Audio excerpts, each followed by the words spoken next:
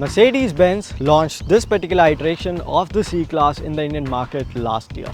But then what are we doing with it here today? Well, the answer is this one is the top of the line C300 trim, and it is somewhat special. How? That's exactly what I'll be telling you in this video in the form of top 5 things about the Mercedes-Benz C300D. So stay tuned till the end, and without any further ado, let's kick things off with the point number 1, its performance.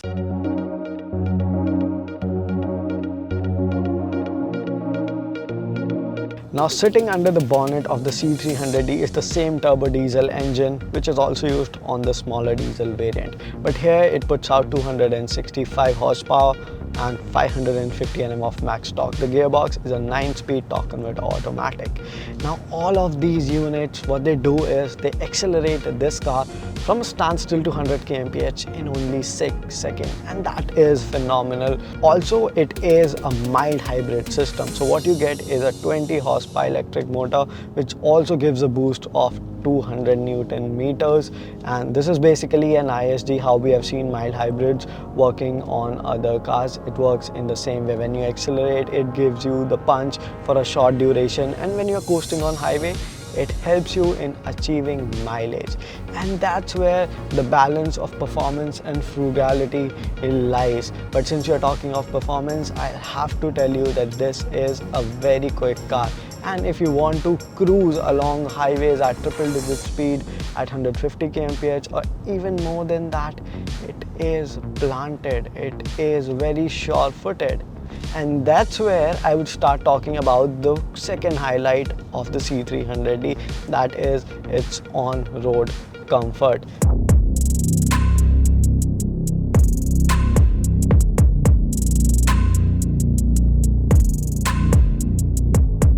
Since you don't get adaptive suspension over here, so that is a slight bummer. So if you want that precise handling, you want tighter suspension settings, you can't have that.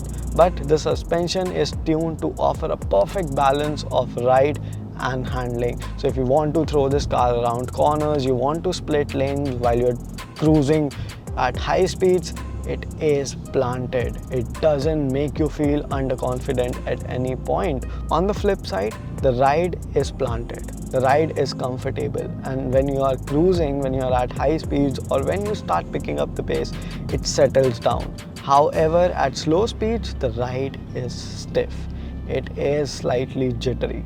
So much so that the 18-inch wheel, I believe, hamper the ride, but otherwise you will feel even smallest of pebbles intruding into the cabin when you are driving it at low city speeds.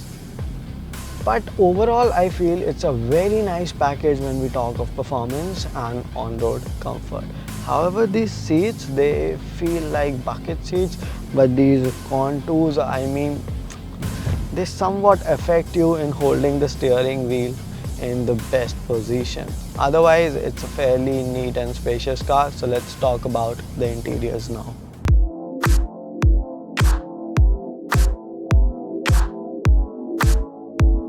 Well, the point number 3 remains its interior. It is fairly luxurious, and it certainly feels like the baby S-Class in all possible regards. And talking of features, well, you name it, and the C has almost everything that you would want from a car of this segment. Yes, it does miss out on ventilated seats, but what you do get is memory function. You get a large MBUX infotainment screen with Burmester sound system, and along with that, what you get is a MBUX instrument cluster, which is high definition and offers multitude of customization and information. That being said, you also get a large panoramic sunroof and dual zone climate control, and all of that makes the C-Class a very competent and comfortable package. However, it is slightly tough to get inside and out of this car because of its low slung stance.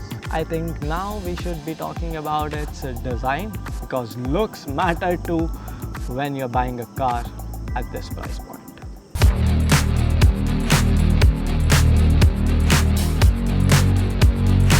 Well, Well, the fourth highlight for the C300D remains its styling. Well, the C-Class in this generation, of course, it looks chic, it looks sporty with these upswept, sharp-looking headlamps and the very proportionate silhouette with a long hood, a proportionate cabin and a very stubby boot.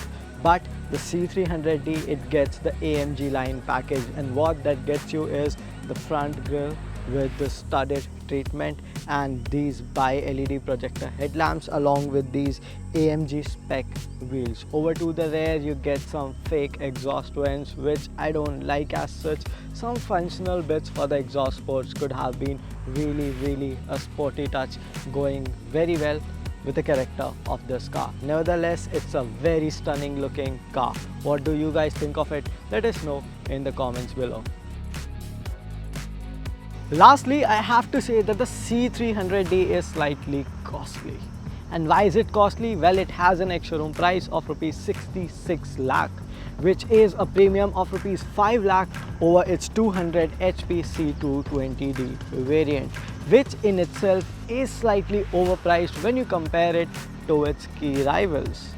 But how it makes up for that is its cost effectiveness. The double-digit mileage figure, irrespective of how hard or how bad you are with the A pedal, it manages to put a smile on your face when the fuel is getting super expensive.